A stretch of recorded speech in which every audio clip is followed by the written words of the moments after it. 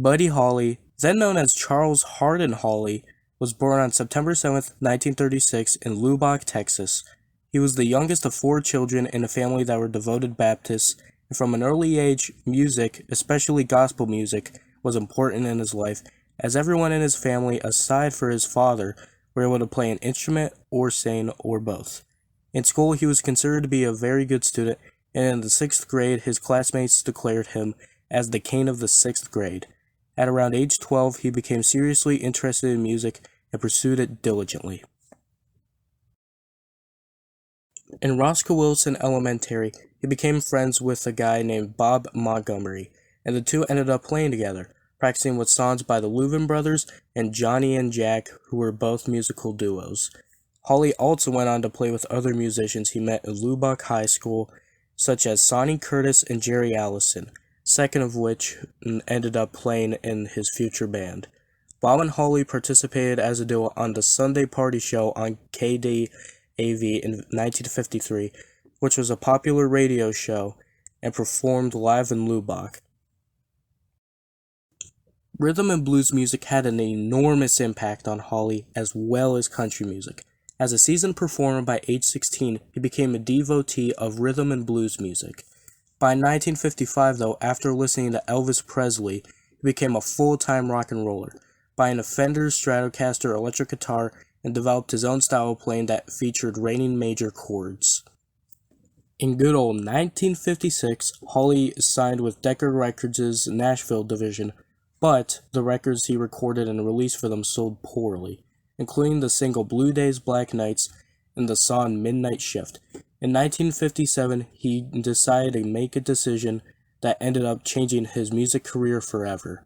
He created a group with Nikki Sullivan on second guitar and background vocals, Joe Malden on bass, and Jerry Allison on drums, who he played with before, and named the band The Crickets. And with that, they also began their association with producer Norman Petty at his studio in Clovis, New Mexico, where they created recordings that displayed a sense of detail and emotional intimacy that set them apart from other rock and roll music at the time.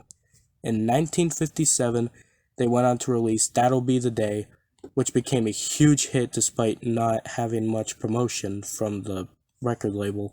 And between 1957 and 1958, they charted 7 different top 40 singles. Part of what made this time so special for Holly and the rest of the Crickets band is Norman Petty. He wanted their recordings to sound expensive and classy, while also loving to experiment with their sound.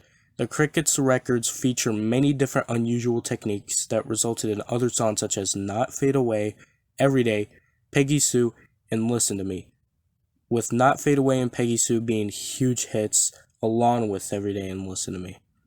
Despite this, however, Petty and the Crickets had a bad relationship by the end of their partnership. He ended up collecting the Crickets' royalty checks and kept the money, resulting in Holly contemplating legal action against Petty by 1959. In 1958, Holly proposed to a woman named Maria Elena Santiago on their first date, a receptionist who was 4 years older than him, and he married her less than 2 months later. Along with this, he ended up splitting from the Crickets and moved to New York City, and due to legal and financial problems resulting from the band's breakup, he reluctantly agreed to tour through the Midwest in 1959 with the Winter Dance Party. Tired of enduring buses in sub-freezing conditions that oftentimes broke down, he chartered a private plane to take him from Clear Lake, Iowa to Moorhead, Minnesota, which was the next destination on the tour. He was then joined on the flight with other performers Ritchie Valens and the Big Bopper. Boppity boop! Tragically, the plane ended up crashing within minutes of leaving the ground, which killed everyone on the plane. Buddy Holly, at the time, was only 22 years old. His funeral was later held at Tabernacle Baptist Church in Lubbock, his hometown, where his wife Maria was unable to go due to just having a miscarriage in the hospital. Despite dying at such a young age, he has had a huge impact on music. His death led to the creation of the iconic song American Pie from Don McLean, and many unissued recordings and compilations of his work was released throughout the 1960s. He influenced many musicians and bands, such as the Rolling Stones, who had their first top 10 single in 1964 with a cover of Buddy Holly's Not Fade Away, the Beatles choosing their name as a homage to the Crickets, and Weezer releasing their song Buddy Holly, which released on their debut album, The Blue Album. Along with this, the Crickets pioneered the standard rock lineup of two guitarists, a bassist, and a drummer, which is still seen today with bands like Metallica. And Holly also was among the first artists to use techniques such as double tracking on his albums. He was inducted to the Rock and Roll Hall of Fame in 1986, and in 1996 he was honored by the National Academy of Recording Arts and Sciences with a Lifetime Achievement Award.